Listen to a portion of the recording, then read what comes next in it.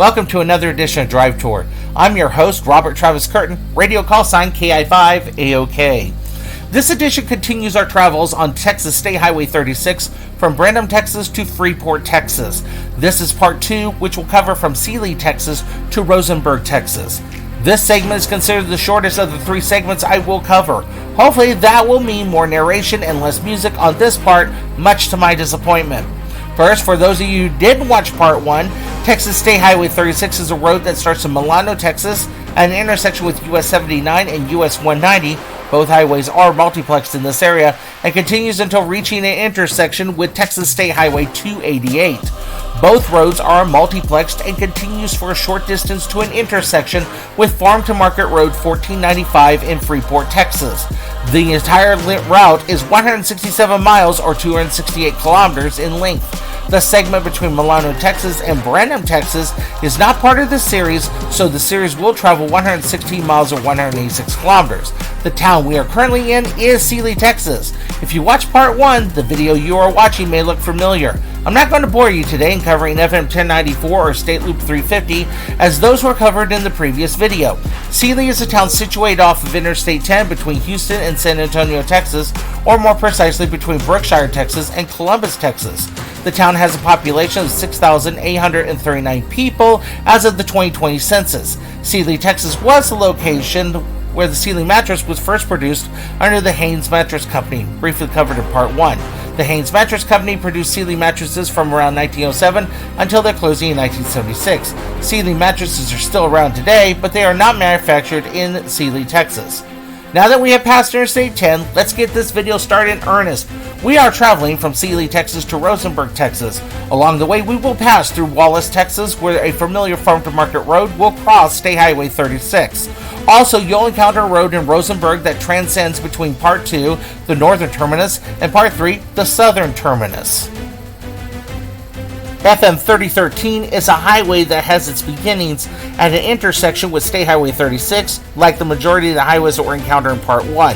It travels mostly southward until it ends at an intersection with FM 102 just south of Eagle Lake, Texas. In fact, that road I hinted at in Wallis, that road terminates at FM 3013 in Eagle Lake. Here's a fun fact. I looked at Google Maps and noticed that just 7 miles southeast from the intersection of FM 3013 and FM 102 lies the town of Egypt, Texas. Did you know that there is another town called Egypt that's also in Texas? It is located north of Houston at the intersection of FM 1488 and FM 2978, situated at the northwest corner of the Woodlands, Texas. Similar to the long stretches of nothingness that were shown in Part 1, Part 2 has those same stretches, although they are fewer in numbers and shorter in length. Wallis is not far ahead, so I'll leave you with some music until we reach Wallis. This is one of the reasons I'm not as fond of narrating these videos, but if it will keep the interest alive, then narrate I shall.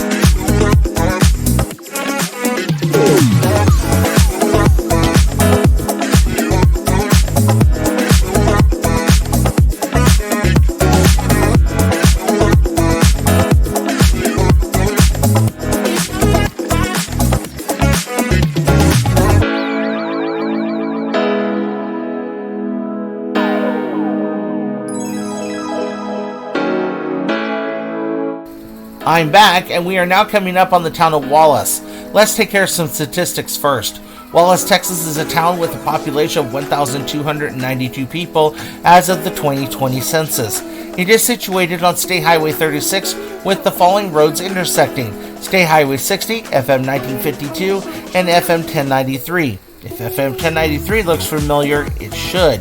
FM 1093, or what Houstonians call Westheimer Road, is a partial rural, partial urban highway that begins at the intersection of Interstate 610 on the west side of Houston, Texas, and continues until it intersects with FM 3013 in Eagle Lake, Texas. FM 1093 also makes up the frontage road of the West Park Tollway in Fort Bend County, and multiplexes with State Highway 36 for a short time in Wallis. State Highway 60 is another road that begins at an intersection with State Highway 36 in Wallis, Texas, and it continues to Wharton, Texas, where it multiplexes with Business US 59 until it separates in downtown Wharton. It proceeds southward until it reaches an intersection with FM 2031 in Matagorda, Texas. FM 1952 is a southerly route that starts at an intersection with State Highway 36 in Wallis, Texas, and travels through some rather rural areas to an intersection with alternate US 90 in Taverner, Texas. Not much is known about Taverner, Texas, other than it's a farming community with an unknown population. The last one counted was in the 1970s, and it was listed as 30 people. It looks like our next town in our travels today is Orchard, Texas. Although Orchard is listed as a city, its population in 2010 was 352. Not much is known about Orchard other than it's situated next to BS&F railroad line, and that the only other road in Orchard is FM 1489. The total city area is 0.39 square miles, or 1 square kilometer. There isn't much to discuss until we reach FM 1489. Until then, here's some music for your entertainment.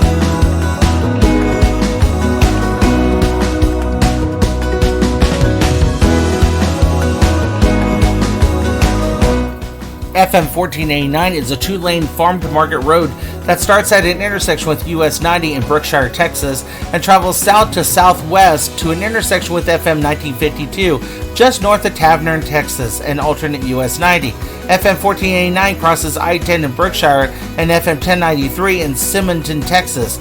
It crosses State Highway 36 at Orchard, Texas.